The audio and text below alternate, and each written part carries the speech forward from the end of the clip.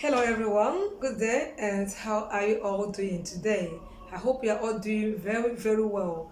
Very thanks to you for stopping by. And if today is your very first time of coming to this wonderful channel, please, this is your girl Lola, the Lola you've heard so much about. So please click on that subscribe button that you subscribe to this wonderful channel. Subscription is free, completely free. All you need to do is just tap on that arrow. You are there, you've subscribed, then activate the notification bell, then share this video and give it a thumb up. Don't give it thumb down. Some people mistakenly do. Give it a thumb up, and please, if you can, super chat your girl, super thank your girl.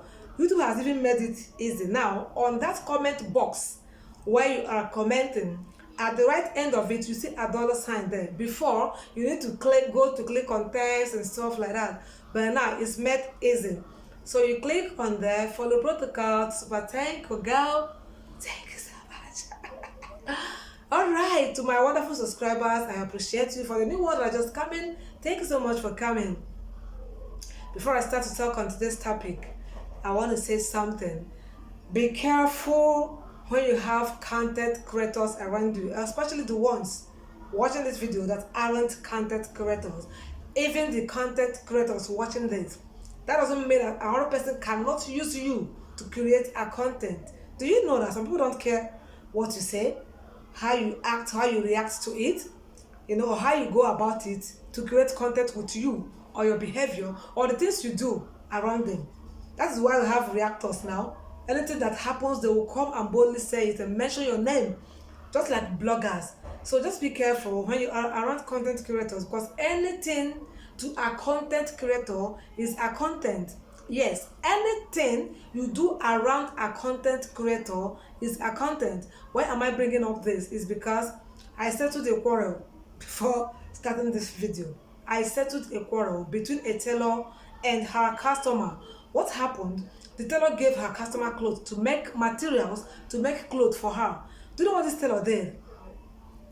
The customer described what she wanted, the style she wanted, to the tailor. The tailor went ahead and made something of her choice. That same style, but she reconstructed it to the way it suits her. So this lady now came and asked, this is not what I said you should do for me. The head and the neck wasn't supposed to be this way. You know what the tailor said? And he said it's a church cloth now. You can't wear something of off shoulder to church. You can't wear armless clothes to church. Did you pick the point I'm trying to make? You are now giving choice to a customer that brought a job for you and told you what to do for her that suits her best. She left. You did your choice. Reason because you can't wear off shoulder to church. You can't wear armless clothes. Just says who? Says who? If your church doesn't support off shoulder or the armless as she demanded, is it your business? Are you making it free? Is it a gift? She brought a material, make this style for me. You went ahead and made what pleases your church. Besides, does she worship in your church? Even if she does, she brought something for you and told you what she wanted and paid you for it. All you had to do was to go and make your choice.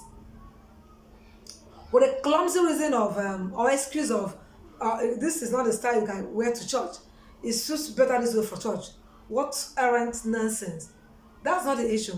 The issue is that when this lady came and complained, she argued that's for church. You can't wear this for church. Do you understand?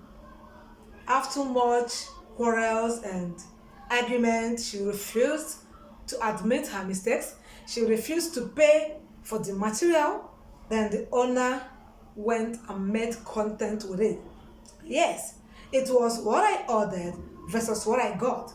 She didn't just post it on social media platform. She made a very long video. She captured her shop. She captured everything she uses there, called her local, gave her all sorts of insultive names. Yes, she deserves it.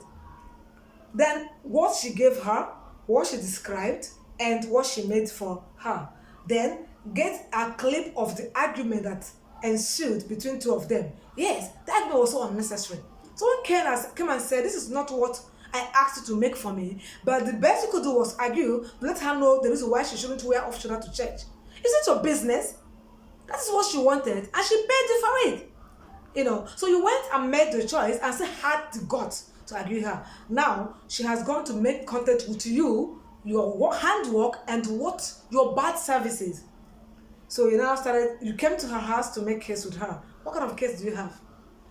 She made content without your consent, while you made rubbish of a cloth without her consent. You made the choice of cloth instead of hers without her consent.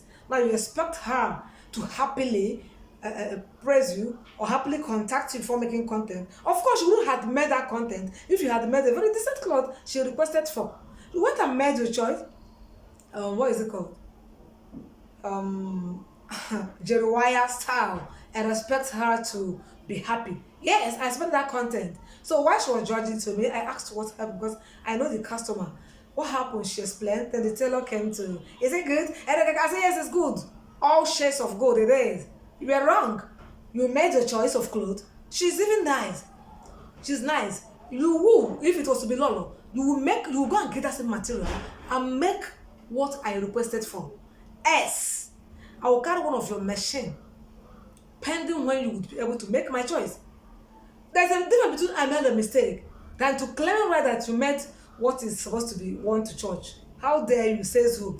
Anyway, guys, I just try to bring that in. But what the reason there is, be careful with content creators. Don't go and do rubbish with them. Expect them to be quiet. You might think they've left because your mouth outrun her own and she left, right? So you thought because she has left, that means the case had died off. She went and made her content, yes. She has lost that man because she just won't wear the cloth. She has lost the money, but your business will suffer it. You know why? She has tagged your shop address, your contact. Tell me the kind of people that want to bring clothes now to you. You don't know what that means when you're running mad at you cannot do anything, you cannot do anything. She has done something. With that content, that video she made, she has actually done something. Do you understand?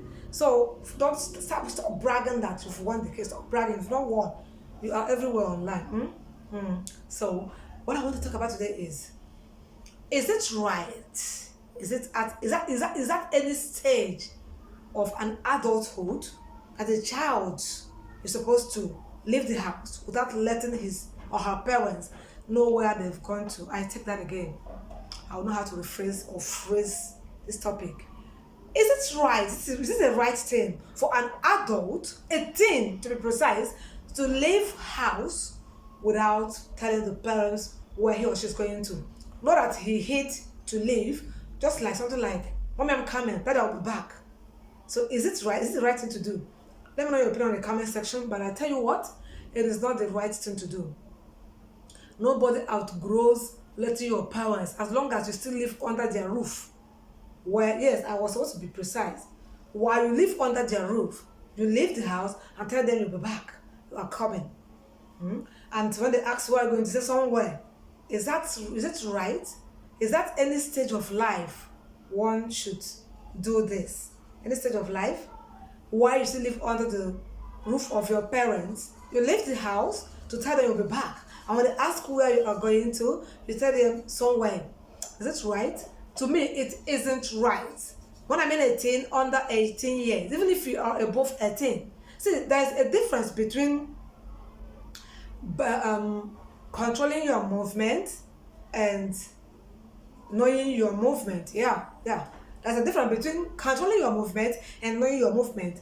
When they ask you where you are going to, or when you tell them your whereabouts, they are not controlling your movement. They are only knowing your movement. Do you understand? So try to segregate the two. Yes, knowing your movement differs from controlling your movement. Because where it happened, they can't be controlling my movement at this age. But as a teen, they are still supposed to control your movement. 18 is just under 18. A teenager, that's what I mean. 18. Under 18 years. So a teenager is under 18 years. So I think 18 is mixing up with 18. So when you are 18, they still have to control your movement and as well know your movement. But when you grow big, you think they can't control your movement. At least let them know your movement. There are many advantages of knowing your movement, and there are many disadvantages of not knowing your movement. Yes, your parents should know where you are, where you've gone to at any point in time if you are still under their roof, especially if you are under the age of 18, you are just 18. And besides, if you've grown past that, you think you are old enough to get married, or you're old enough to have an apartment of your own, and for one reason or the other you are still under their roof, for that, because you've grown adults, so they are not supposed to know your whatever. But no, you are wrong. They are not supposed to control your movement, but they are supposed to know your movement. What is wrong in a mother knowing that my son went to the neighborhood? What is wrong for your dad to check time? It is 8 o'clock. I'm not bothered because I know my daughter is at Anita's house. What is wrong with that? Yeah? It is better than giving them high blood pressure when it is late and they start asking, where has gone this baby? Where is Nkechi? Where is Dominic? Where have they gone at this time? They start calling your number. If it is not reachable, it is switched off or you aren't picking. They will be so worried. And it is not good with their age. They wouldn't sleep. Their mind won't be at rest until you come in. And when you go, where have you gone now? It's late. I was worried. And I don't know, I'm of age. You can't control my movement. They are not controlling your movement. They're just trying to know your movement. Do you know? Even some married adults do it to their wives. Some men. Yeah, I think women are good at telling their husbands where they are going to. Many men don't do that. Sometimes your wife is not around, you can drop a message or put a call across. I'm going to some place, I'll be back in a jiffy or an hour time, so that they know when they are expecting their husbands back. So you won't tell them. Reason because you learned it while you were under the roof of your parents. When you would do as your place, when you would leave the house without telling them, and when they call to know where you are, you start bashing them, telling them that they shouldn't control your movement. Like I said, they aren't controlling your movement, they are not trying to know your movement. But if you are still a teenager, they should control your movement. Your parents have right to say, mommy, I want to go to this. Don't go there. Get back to the house. They have that right if you are still a teenager under their roof. Do you understand? So if you disrespect this, you grow with it. You get married tomorrow, you start acting that way. It does not go well in a marriage, in a union. Yeah, it doesn't go well in a matrimonial home because your wife wouldn't find it funny. This would, when something is going on somewhere, a fight is going on somewhere, they're having some shots of gun somewhere, they will be bothered. Hey, who knows if Dominic is there? Hey, who knows where Dominic has gone to? Let me get my phone. Let me call him. Wait, he might be there. Because you didn't tell them where you were going to. And when you are used to this attitude, you take it to your matrimonial home. And the woman there suffers it. Ladies too do that. Yes, they do that. I don't want to say they should know the kind of friends you keep. Let me not go there for now. But let them know where you are going to. Let them know. Let them know where you are going to, and let them know when you should be back. And for any reason you are not back at that moment, send message. Put a call across. I'm still there. We are still in that meeting. We are still in that gathering. I'm not coming back by 6. Maybe between 8 and 10.